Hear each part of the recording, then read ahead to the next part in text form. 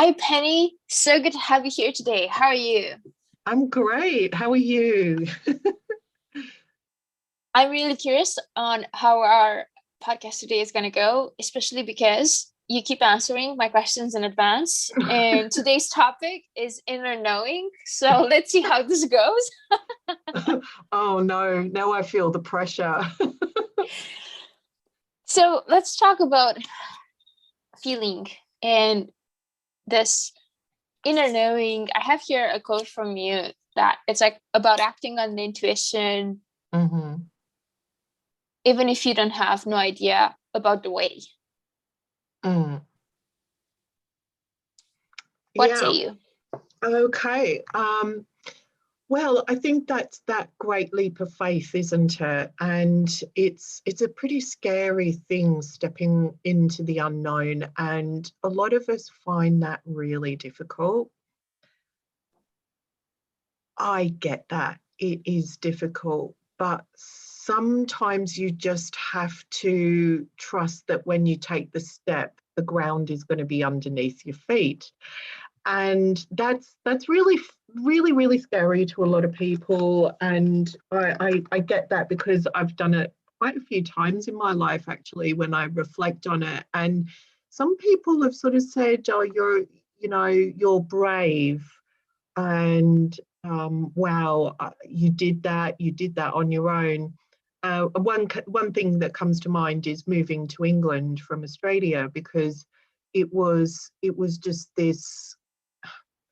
It wasn't on a whim. It wasn't on like, oh, I'm just going to move there. It came with this inner knowing, this feeling I had to act upon this inspiration, if you like. And although I know it had a bit more oomph behind it because otherwise I wouldn't have acted on it. And I didn't I didn't tell very many people about it because what tends to happen is when you tell people about things is they immediately say, why would you do that? And then you get caught back. So I just knew I had to act on this impulse, act on this knowing that it's something I had to do. And I went through all the processes of setting it up before I told anybody, and then all the negativity started. And on reflection, that's quite interesting. So I think, if you really feel strongly about something, it's and you feel it's something you must do, you must act on, it's something you have to do on your own to some extent. You have to believe that you have to know and believe that that is the course of action. That's the step that you need to take. And because I felt that, I had no idea why I was going or how it was going to turn out, but I just knew I had to do it. So I packed up my life into a suitcase and came to England. And over 20 years later, I'm still here and it's my home. And it doesn't mean to say that you don't go through difficulties and ups and downs and stresses and things in life, but when you act upon, if you don't know, how do you know that it's not going to be good? And I would say something inspirational I'd like to bring up is if you don't aim high, then you won't know how high you can go. So if you kind of set a limit or cap your if you don't take a step into the unknown, then you really don't know what's there. And I suppose most people go into a fear factor rather than it's going to work out.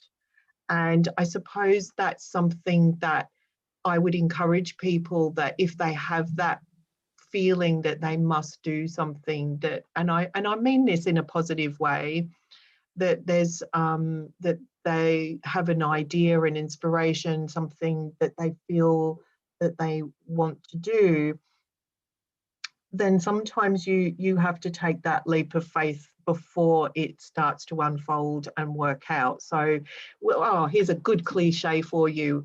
You've got to close one door for another door to open. And you know, sometimes you do have to, you know what's coming next in a book is you have to finish the chapter and turn the page. And oh, I got lots of cliches like that for you this morning, but it's you're not going to know unless you take that leap of faith. You're not going to know unless you take some action. You mentioned not telling people early on, but rather acknowledging the fact that it's quite a lonely endeavor, if I may say that. What do you think that's about?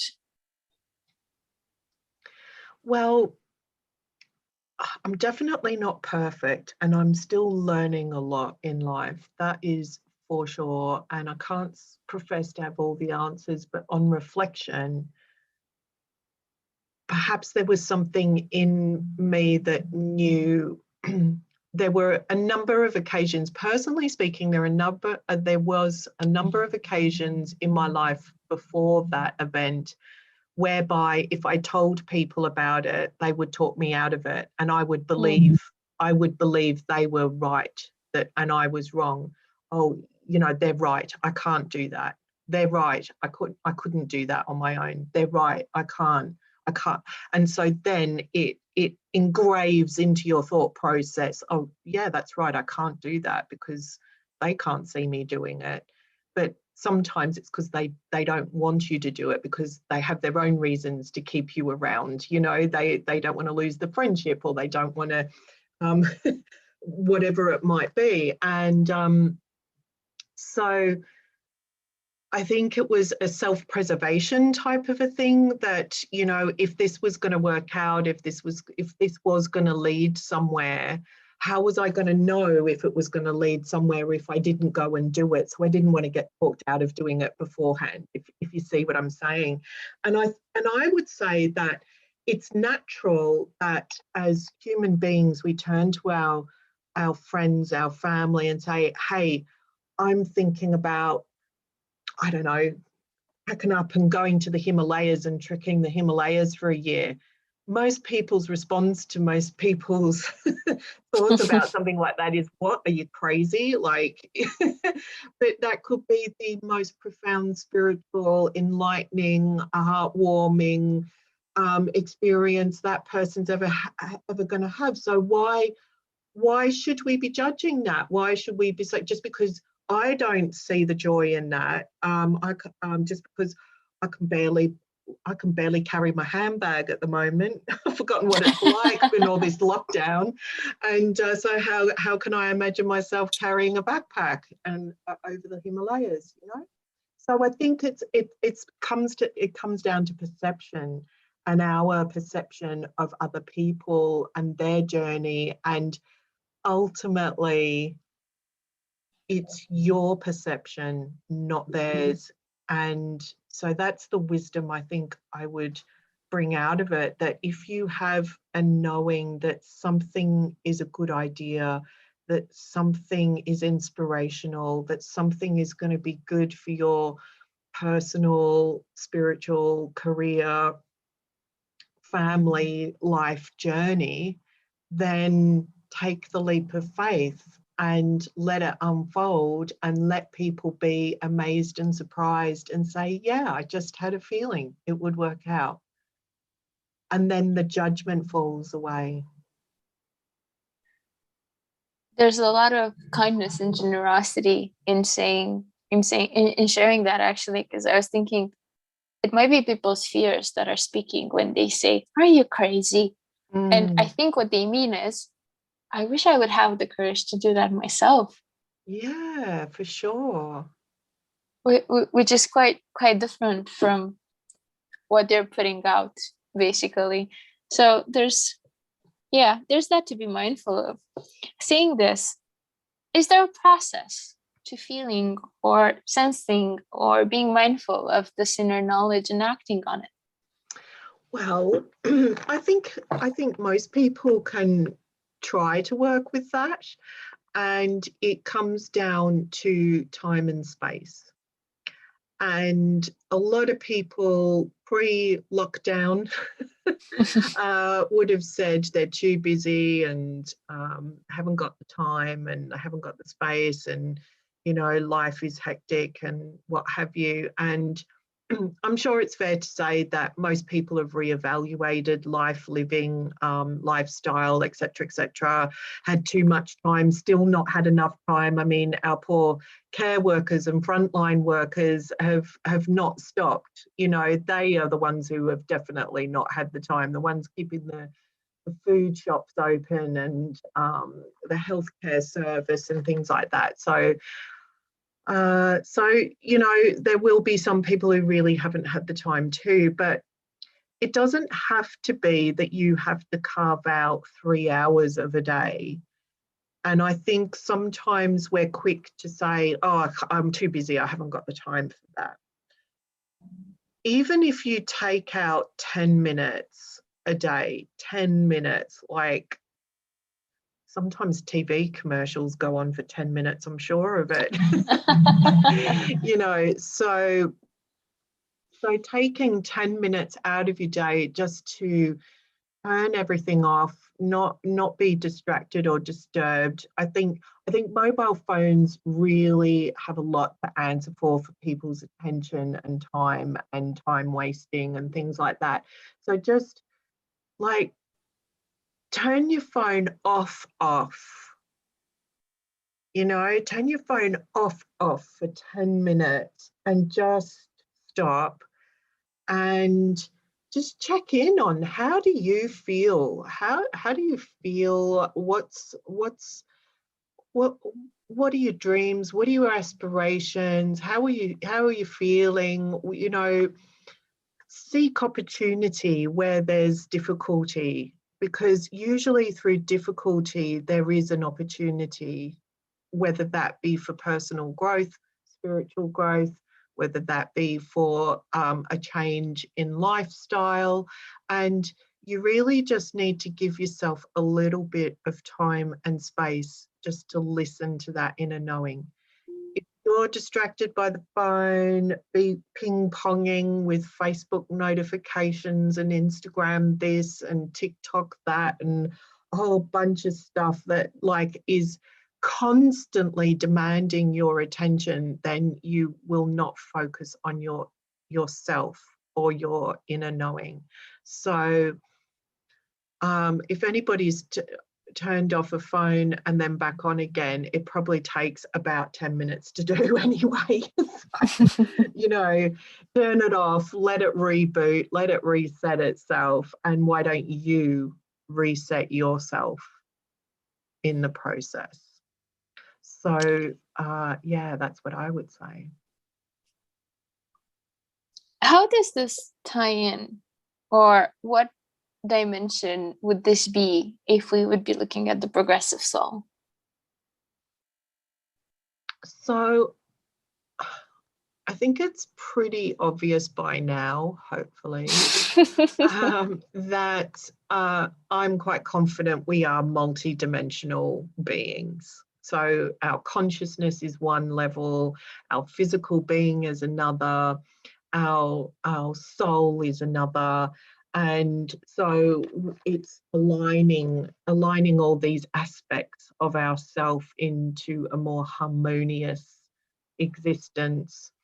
And that takes a little bit of time and space just to check in on yourself, in your mind and in your soul, and then it plays out into your physical being. So how does that connect into the progressive soul? Well, every day, here's another cliched sort of comment, you learn something new every day. And you really do. And that's kind of part of being progressive. So even if it's how to scramble eggs. You've learned something new. But it might be that if you take that time and space to listen to your own soul, or to just even to be present and quiet. It doesn't even have to be meditation. Just stop and listen to your own breath and feel your own heartbeat for 10 minutes. You might be surprised at the impact, a positive impact that has on you, and it might help you to just be more in tune with your intuition, or with your spirituality, or your inner knowing. And that is part of that progressive soul. It's being in touch with and acknowledging the different aspects of who you are right now and where you are. And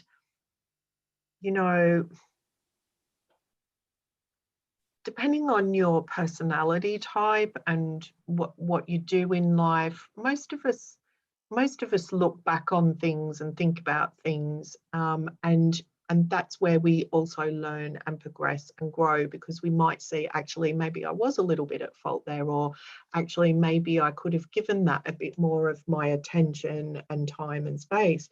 And so that too is a growth. But so long as it's not holding you from moving forward. So to me, I really feel that the progressive soul is about your physical self, your mental self, and your spiritual self, and bringing those into a balance, a harmonious balance.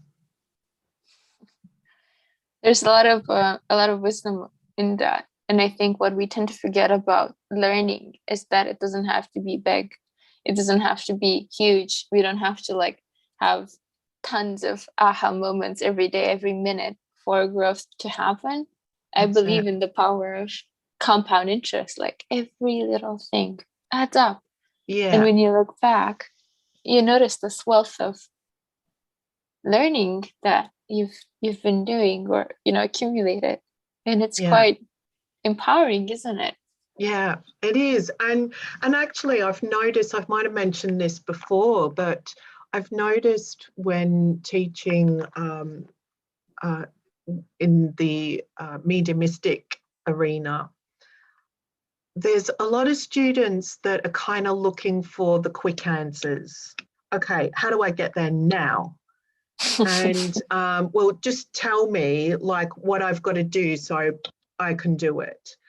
And it really just does not work that way. You have to invest the time and energy into the development of the skill. I am not going to represent England in the Olympics. Sorry to disappoint anyone. Right.